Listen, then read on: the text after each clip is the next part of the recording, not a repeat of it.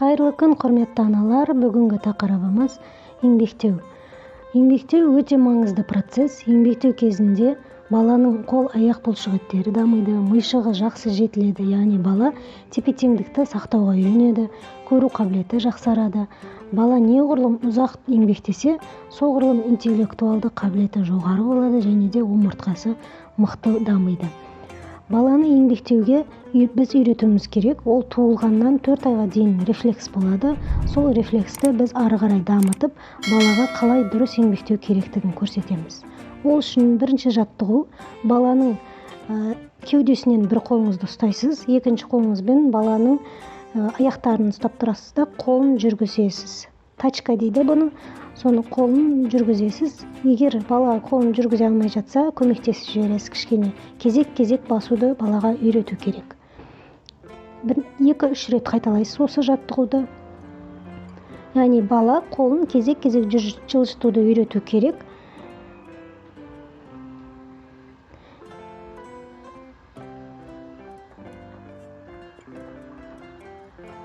Қолда көп точкалар орналасқан. Бала неғұрлым көп еңбектеген кезде интеллектуалы жақсы дамиды.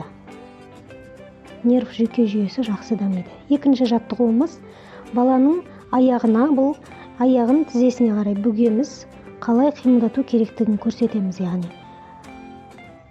Ішке қарай бүгемізде аяғын ұстап тұрамыз. Бала қолын жылжыту керек.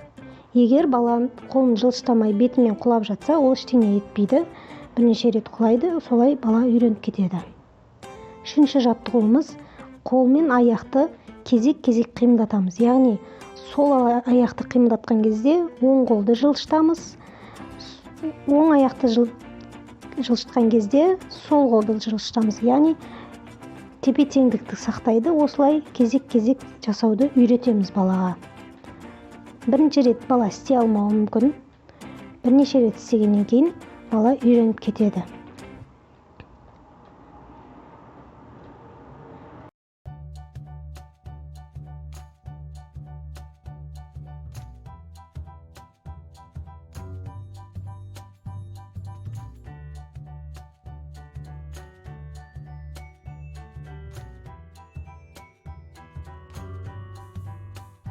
Төртінші жаттығуымыз бізге қосымша шашық немесе мата керек.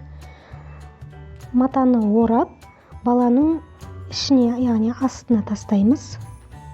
Яғни баланың кеудесін сол қосымша матамен көтеріп көмектесеміз балаға. Бір қолымызбен матаны ұстаймыз, екінші қолымызбен баланың ішінен страховка ретінде ұстап отырамыз. Сол кезде бала кеудесін көтеруге қиналмайды. Және де аяқ қолдарын қалай кезек-кезек қимылдатуды үйренеді. Егер қимылдатпай жатқан жағдайда көмектесіп жіберіңіз. Екінші қолыңызбен рет-ретімен қалай қозғалуды көрсетіп жіберіңіз.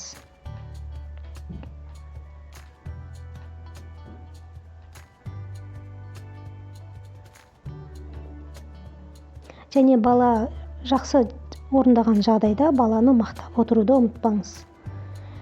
Келесі әдіс бізде валик немесе матаны орап-орап баланың ішіне қойсаңыз, кеудесін көтеріп үйренеді бала. Немесе оның орнына допты да қолдансаңыз болады. Келесі жаттығу, 5-ші жаттығуымыз баланың қолына арналған. Тіземен отырғызамыз баланы, сөйтеміз де ішінен ұстап тұрамыз, жерге қарай жақындатамыз. Сол кезде бала қолын тосу керек. Отырғызған кезде баланың аяқтарының саусақтары бір-біріне қарап тұру керек. Өкшелері сыртқа қарап тұру керек. Яғни солай дұрыс отырғызамыз. Сөйтемізде баланың кеудесінен ұстап жерге қарай жатқызамыз, бірақ тигізбейміз. Бала өзінің қолымен жерді ұстау керек. Сонда қолының бұлшықеттері жақсы дамиды.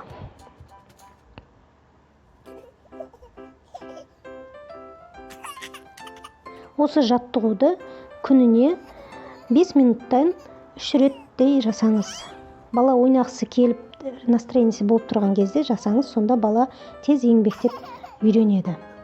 Неғұрлым көп еңбектеген сайын балаға соғұрлым жақсы. Одан кейін біз отыруды үйретеміз, одан кейін баланы жүргізуді үйретеміз. Яғни бәрі рет-ретімен болу керек, сонда баланың омыртқасына жақсы әсер етеді. Егер видео ұнаған болса, каналыма тіркеліп, лайк басып, пікір қалдыруды ұмытпаңыз. Келесі кездескенше сау болыңыздар.